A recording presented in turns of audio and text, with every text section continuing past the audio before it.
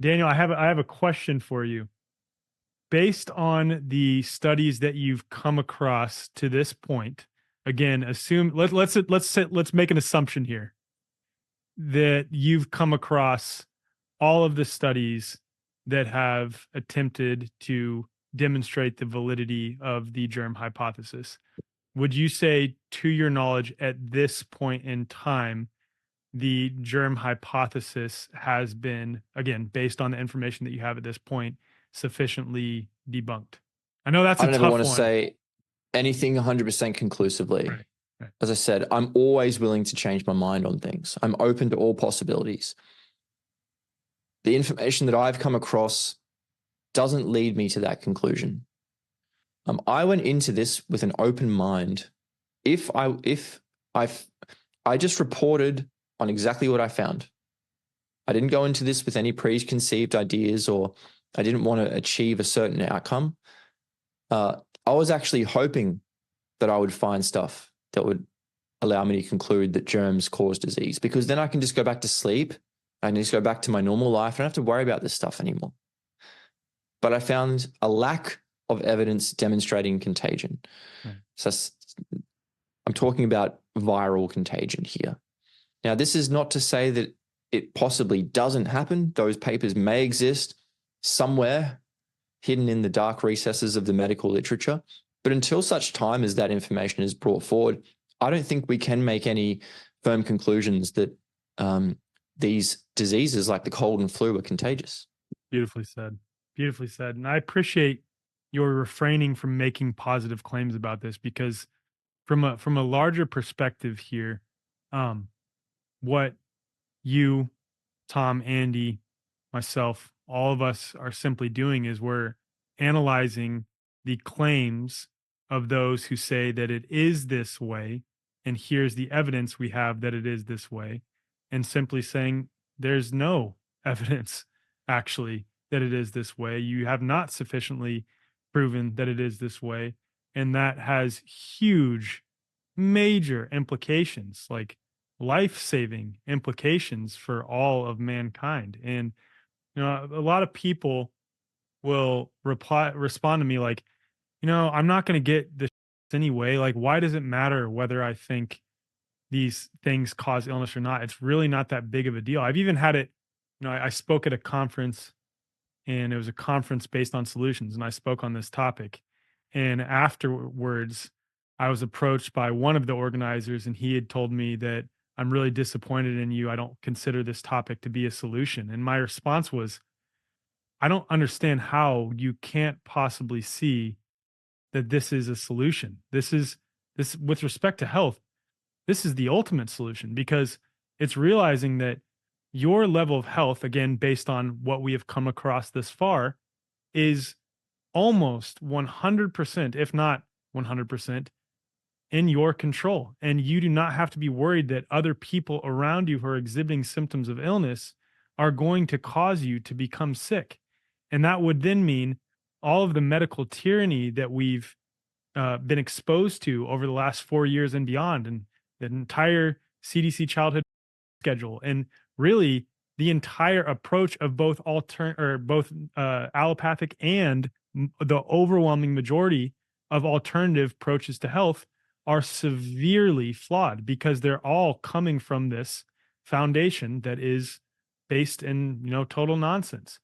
This is like the ultimate solution, because it sets us on a path of beginning, and I want to emphasize beginning, to explore how all of this actually works.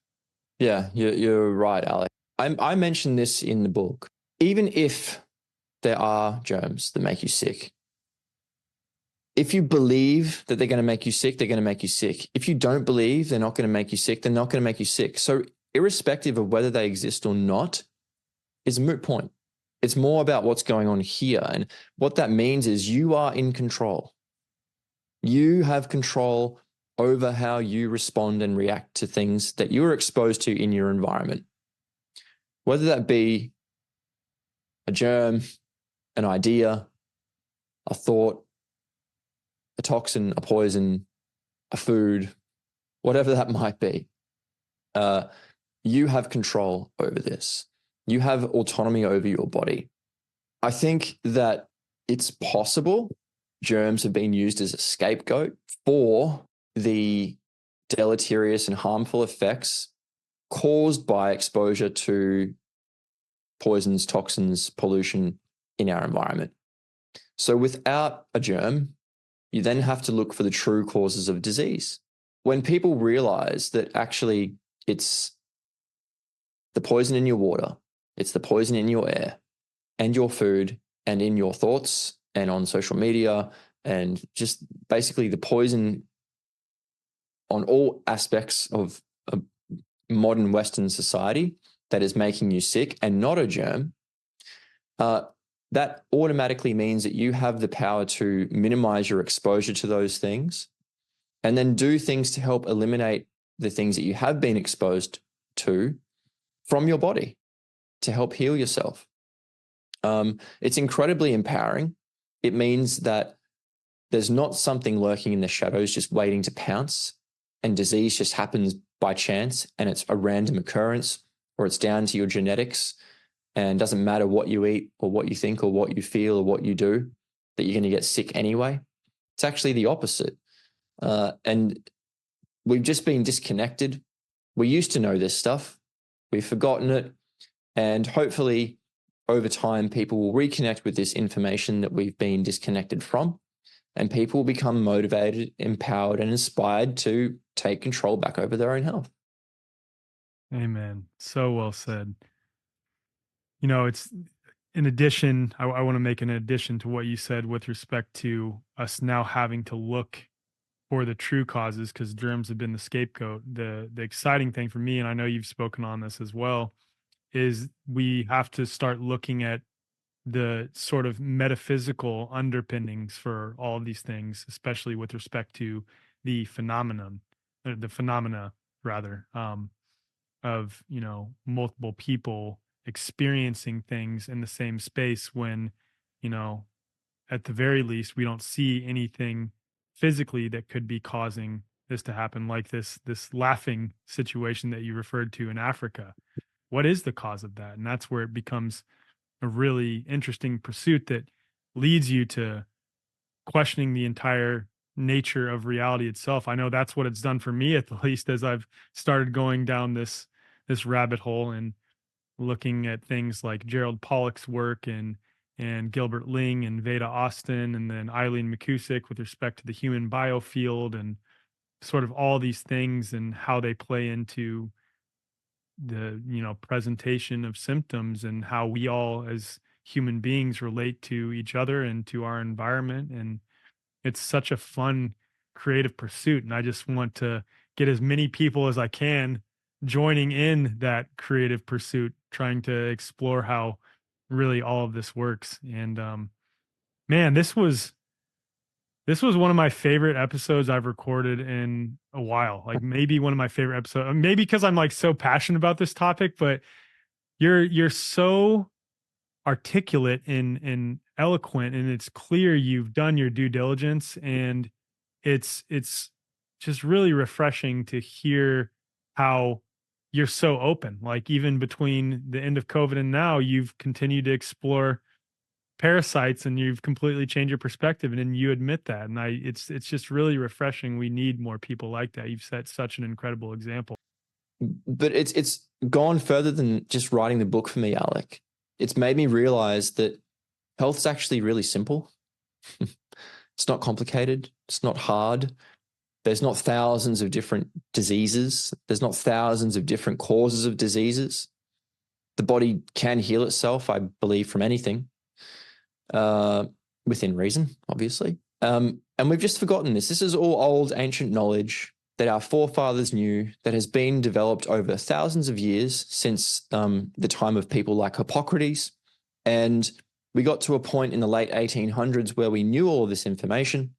Doctors called themselves doctors because the word doctor means teacher. And when you're a teacher, what that means is you're teaching curriculum that has already been established. You're teaching knowledge that is already there. So doctors knew all of these things. It wasn't a mystery. It was, there are 7 or 8 things a human being needs to survive and thrive. If you aren't getting those things, then you're not going to be well. Those things are really simple. They're free. They're easily to access. They're basically all the things in nature that we need. And then they also knew that exposure to poisons and toxins cause disease. And they would just educate their clients on how to get the things, or how to make dietary and lifestyle changes to get the things that their body needs, and how to avoid and minimize and eliminate the things that they've been exposed to that their body doesn't need. And that's really as hard as it needs to be. The body does the rest. Mother Nature does the rest. And I've come to this conclusion that, natural medicine is not, people need to be very careful. Natural medicine is not what it claims to be. It's a far cry from what it once was. All of this stuff is actually far more simple. People have the power to heal themselves when they're armed with this basic knowledge. This is sort of where I want to take the work that I'm doing, is to move away from this focus on germs and virology and whatever, because I mean, there are bigger and more important things that people can benefit from by learning how to take care of themselves. And as I said, becoming motivated, empowered, and inspired that good health is achievable. It's not unattainable. And just, simplifying it right down and demystifying it and taking all of the uncertainty out of healing the body and reversing illness. Amazing. Amazing. Man, thank goodness for you. Thank goodness for you wanting to explore all of this stuff, because it's people who paved the way for us to, I guess you could say, remember.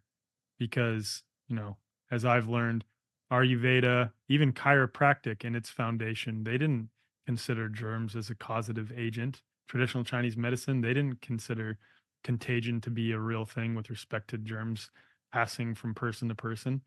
This is truly ancient knowledge, and it's people like you who are helping us remember. So thank you so much, man.